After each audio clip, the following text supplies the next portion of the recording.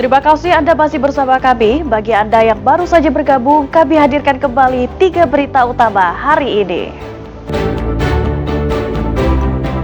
Tim gabungan dari Bea Cukai dan Polisi menggagalkan penyelundupan uang miliaran rupiah ke luar negeri melalui pelabuhan Harbor Bay Batam. 4 orang penyelundup ditangkap.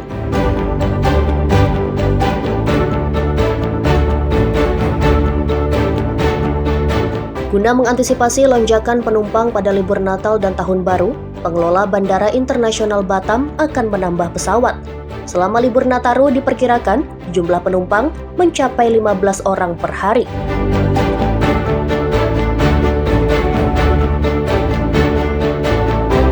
Belasan gajah hasil penyelamatan karena berkonflik dengan manusia dilatih di Pusat Latihan Gajah atau PLG Minas. Pelatihan gajah dilakukan untuk mengatasi konflik gajah liar dengan manusia.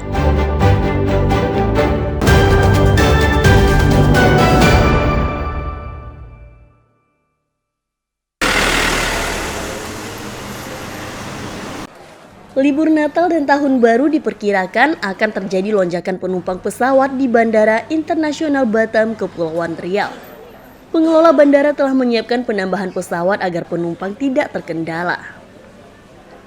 Peningkatan penumpang diperkirakan terjadi mulai Minggu tanggal 21 Desember 2025 hingga 4 Januari 2025. Dalam satu hari jumlah penumpang diprediksi sebanyak 15.000 orang dengan berbagai tujuan dan yang terbanyak ke Jakarta.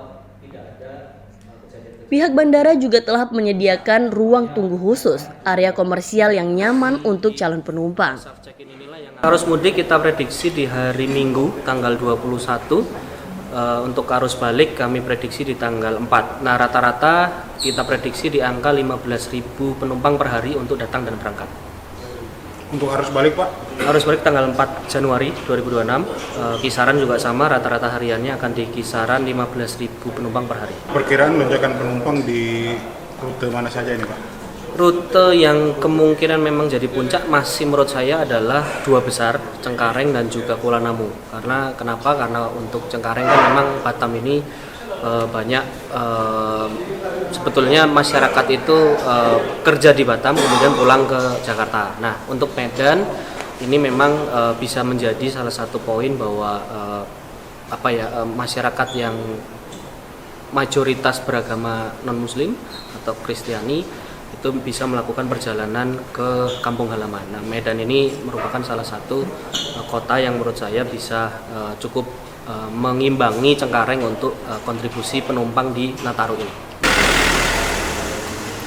Pihak bandara mengimbau agar calon penumpang datang ke bandara tepat waktu agar tidak terjadi keterlambatan dan penumpukan calon penumpang di bandara.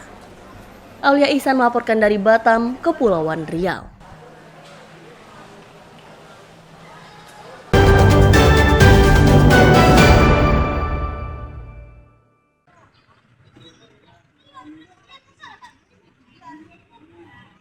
Warga serbu pasar murah yang disalurkan Koperasi Merah Putih di Pekanbaru Riau.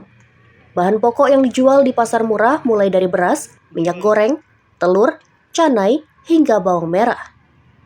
Harga rata-rata bahan pokok dijual lebih murah Rp2.000 hingga Rp5.000. Dalam waktu beberapa jam, semua bahan pokok yang dijual di pasar murah ludes dibeli warga. Warga senang bisa belanja murah karena dapat menghemat pengeluaran. Warga berharap pemerintah menjamin ketersediaan bahan pokok serta menjaga kestabilan harga. Pasar murah gitu ya?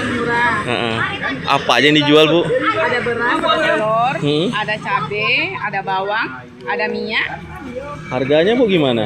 Harganya memuaskan, sangat murah Dibandingkan yang di pasar? dibandingkan di pasar. Berapa mungkin murahnya, Bu, kira-kira?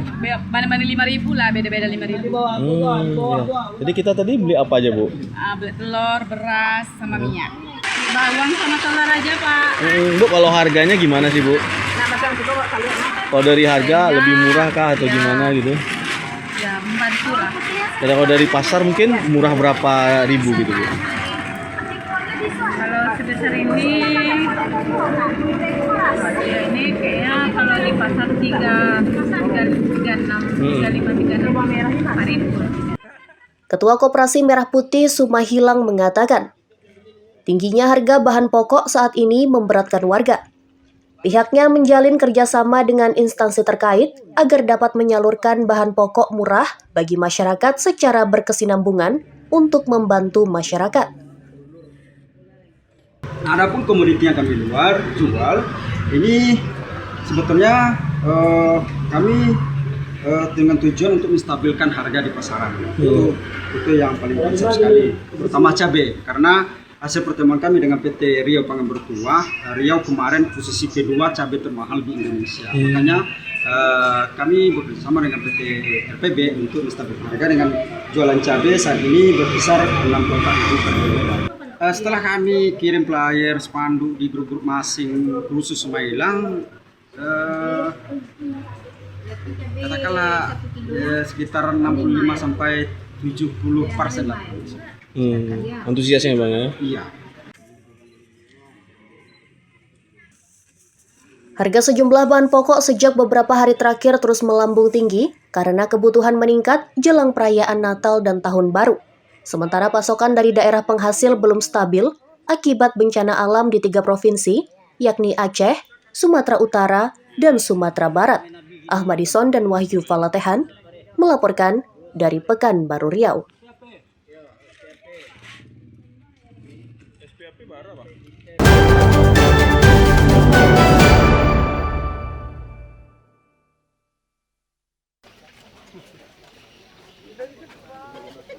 Penyaluran bantuan bagi korban bencana alam Sumatera masih terus berlangsung di Rokan Hill Riau. Sebanyak 10 truk bahan makanan, obat-obatan, hingga pakaian dikirim ke lokasi bencana di 3 provinsi, yakni Sumatera Barat, Sumatera Utara, dan Aceh. Bantuan yang dikoordinasikan oleh Dinas Sosial Kabupaten Rokan Hilir berasal dari berbagai elemen masyarakat. Masyarakat dengan sukarela memberi bantuan untuk membantu kebutuhan korban bencana. Truk pembawa bantuan diperkirakan akan tiba di lokasi bencana 1 hingga 2 hari ke depan.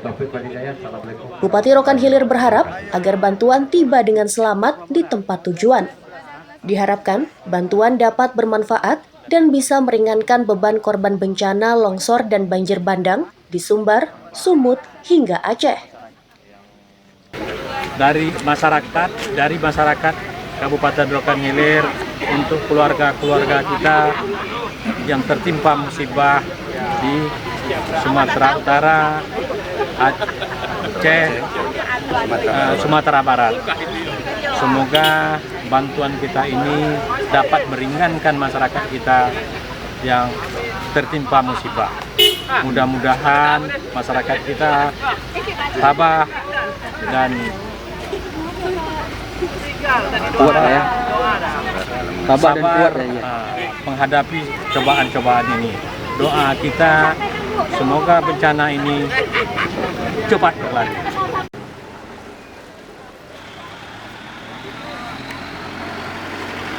Penggalangan bantuan serupa juga tengah berlangsung di sejumlah kabupaten dan kota di Provinsi Riau.